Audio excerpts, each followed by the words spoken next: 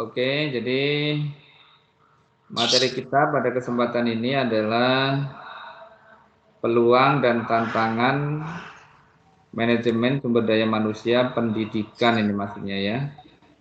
Di situ ada nilai dan teknologi. Tentunya kan kita sudah bisa atau sudah memiliki gambaran kira-kira di dalam tema itu ada apa saja, kemudian ada hal-hal apa saja yang bisa kita bicarakan. Nah, ini kepada Bapak dan Ibu untuk bisa memberikan sebuah pertanyaan atau mungkin pernyataan yang bisa menjadi bahan diskusi kita, sehingga kegiatan kita pada sore hari ini aktif ya, sesuai dengan apa yang menjadi esensi materi pada sore hari ini. Pada Bapak Ibu dipersilahkan untuk menyampaikan atau bertanya sebagai bahan diskusi. Silakan, siapa yang akan memulai, Bapak dan Ibu? Monggo.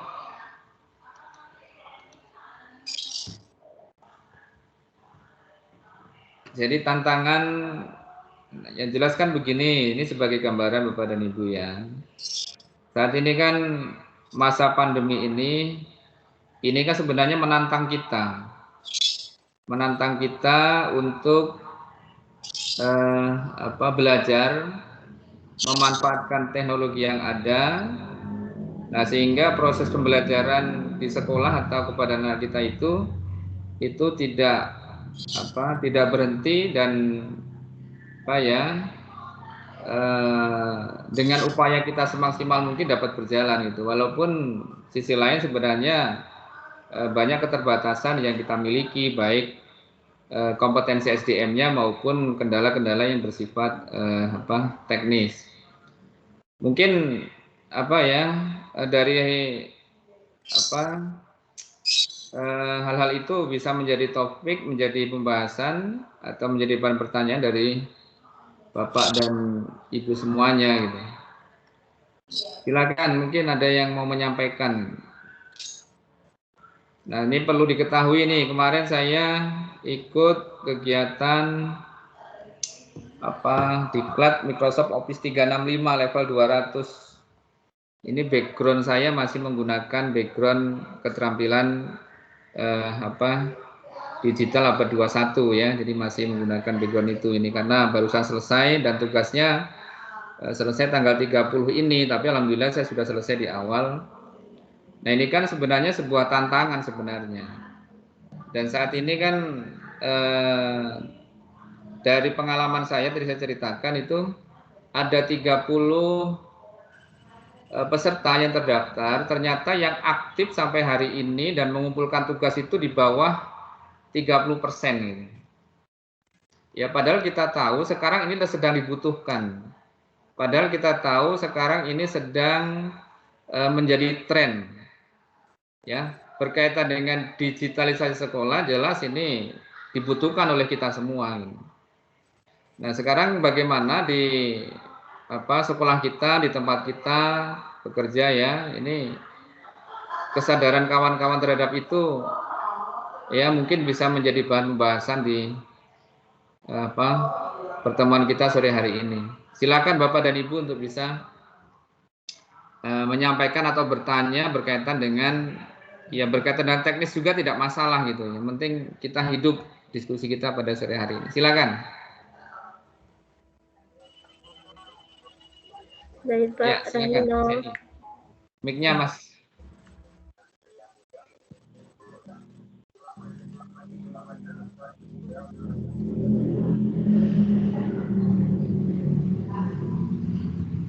Mic-nya Mas Eni. Mau bertanya apa tidak Mas Eni? Bu Andri tadi kayaknya. Oh, Pak Bardi itu. Oh, silakan. Bu Andri atau Pak Edi Sandani atau Pak Subadi, monggo silakan. Pak Bardi angkat tangan itu, Pak. Pak Bardi angkat tangan udahan Pak, monggo. Raise hand dari tadi nih. Nyambung ya Pak ya, ini kan kaitannya dengan pembelajaran di era COVID ini.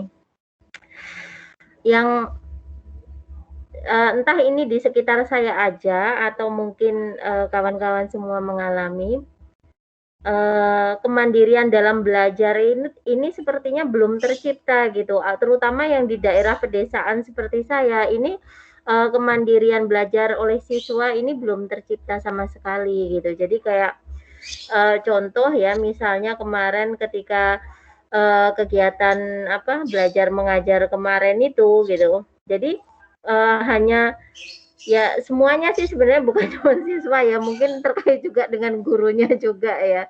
Ini pun juga belum terbentuk. Nah, bagaimana caranya ini kita menghadapi, apa ya, kondisi yang seperti ini, yang kita nggak tahu mungkin bisa, berapa lama lagi kan kita sebenarnya ada atau mungkin malah ke depannya ya memang kondisinya seperti ini terus gitu. Jadi kalau saya ini nanti ditanggapi ya Pak Zeni, Pak Bardi ya. Jadi kalau saya sebenarnya dari awal itu pernah diskusi dengan kawan di ya dalam konteks ringan lah ya, tidak dalam konteks formal. Itu diskusi bagaimana kalau pendidikan yang sifatnya pengetahuan itu tidak usah diajarkan secara formal di kelas. Tapi yang di kelas itu adalah pendidikan yang sifatnya karakter. Kenapa? Karena kalau pengetahuan itu jelas kan fasilitasnya kan lebih banyak. Kalau karakter ini kan fasilitasnya relatif. Ya, kalau pengetahuan itu kan banyak. Jadi berbagai macam, di alam juga ada, kemudian di internet juga ada, tapi kalau karakter ini kan relatif. Tergantung kepada manusianya. Kalau manusianya mungkin bisa diberdaya gunakan, ya mungkin alternatifnya banyak, tapi kalau misalnya tidak, otomatis sangat terbatas itu. Nah, jadi sebenarnya apa ya, ke depan itu sebenarnya kalau menurut saya ya seperti itu. Jadi sekolah itu seperti di Polandia itu. Di sana itu sekolah nggak sampai jam 3 sore gitu, nggak sampai jam 4 sore gitu, cukup sampai jam 12, masuk jam 8, pulang jam 12 gitu. Nah, tapi apa yang dilakukan oleh gurunya? Gurunya membuat konten pembelajaran. Tapi kan di sana sudah dikemas secara universal. Ya, secara apa ya, sudah dikemas secara umum lah, secara apa ya. Jadi semua itu sudah memakai itu gitu. Nah, kalau di tempat kita kan tidak. Tempat kita satu sekolah saja, ada yang pakai Zoom, ada yang tidak, ada yang pakai Classroom, ada yang tidak. Jadi ketidakseragaman itu menimbulkan anak itu jadi tidak apa ya, tidak konsisten juga gitu. Kenapa? Karena kebijakannya sangat relatif dengan ya masing-masing individu, tidak diatur secara universal seperti ya contohnya di Polandia itu. Jadi kalau di sana itu guru itu ngajarnya lewat YouTube. Jadi siswa itu di rumah. Kalau berkaitan dengan karakter, ya di sekolah diajari nyuci baju, di sekolah diajari ngepel, sekolah diajari membuat karya apa. Nah, kalau kaitannya dengan pengetahuan, mereka cukup dengan konten-konten seperti itu. Nah sebenarnya arah pemerintah itu sebenarnya ke sana sebenarnya. Tapi kan kita tidak siap. Kita belum siap dengan itu. Ya, coba Ibu cek di di anulah ya, kaitannya pendidikan di Polandia itu seperti apa. Yang nomor 1 di Polandia ya? Yang nomor 1 di dunia itu di mana Mas? Polandia kan? Mas Bardi? Kayaknya iya. Iya ya, kayaknya di Polandia ya. Nah, coba dicek itu, mungkin itu bisa menjadi bahan referensi kita lah. Sehingga ke depan nanti kita tidak lagi lari dari teknologi. Yang terjadi sekarang kan kita lari. Ya, jadi digampangkan anak ikut nggak ikut belajar digampangkan, nilainya ya dikasih aja gitu, tidak ada proses yang standar di situ. Saya pikir itu mungkin Bu kalau menurut saya gitu. Jadi harus ada kesepakatan secara ya bersama-sama, tidak hanya 1-2 orang. Seperti itu. Nah, kesepakatan bersama-sama ini kan mungkin perlu ini juga oleh oleh pemerintah ya Pak ya. Iya, minimal dalam konteks kalau hanya perorangan itu juga tetap nggak jadi. Kayak contoh gini lah Pak, kalau di lingkungan saya kemarin, saya coba setiap hari ngajar itu, karena kalau di tempat saya kan Zoom belum ya Pak ya, di SMP tempat saya ngajar itu Zoom itu kan belum menggunakan itu gitu. Nah, saya pakai Google Form itu ya, materi saya taruh di situ, kemudian kadang ada rekaman juga saya taruh di situ, kemudian nanti setiap setiap harinya itu ada penilaian juga yang ada di situ. Nah, kalau 4 kali pertemuan, setiap 4 kali pertemuan saya share hasil belajar anak ke wali kelas gitu. Karena saya juga perlu bantuan mereka untuk ya ini mengkondisikan ini, karena setiap kelas itu paling hanya yang mengerjakan itu setengahnya lah Pak, mungkin hanya sekitar setengahnya. Kami juga begitu. Nah, Ibunya Tri itu malah sekarang masih menerima siswa untuk menyelesaikan tugas-tugas semester 2 ini. Jadi saya datang nah itu akhirnya kan lu kok seperti ini ya, jadi enggak pokoknya untuk pembuatan nilai itu kemarin ya mungkin kurang maksimal gitu.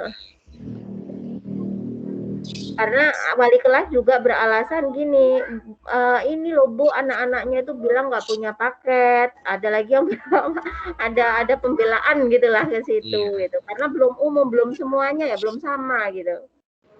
Iya. Belum diwajibkan. Mungkin sementara break dulu ya, azan ini Mas Denny. Korea Selatan ternyata Pak, sistem pendidikan terbaik. Loh, Zoom sudah diperpanjang Mas. Udah Pak. Barusan ya? Bu Mia WA. Apa kita ke Zoom lagi? Habis asar. Ya boleh sih, nggak apa-apa. Sebenarnya pakai ini juga enak kok, nyaman pakai ini. Biar Prof masuk. Ya udah break dulu ya Bu ya. Kita lanjutkan. Nanti kita ngobrol lagi lah, diskusi ya.